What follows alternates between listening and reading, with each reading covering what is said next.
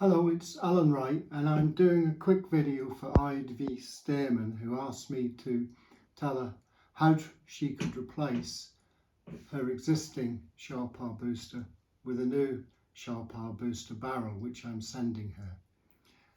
Now, with the ShowerPowerBooster, it was a simple process to fit it.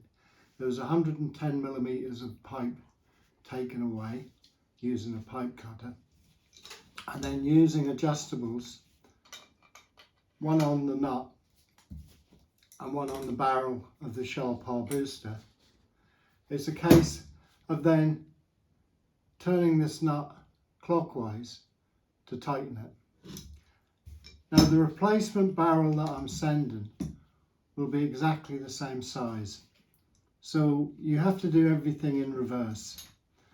So therefore, securing the barrel so it doesn't twist,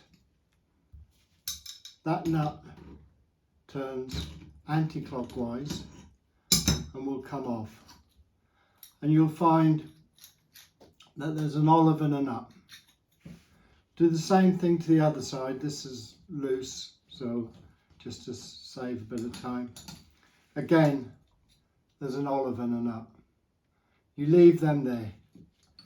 You take the old one away, and I'm sending a new one. The new one, simply in reverse again.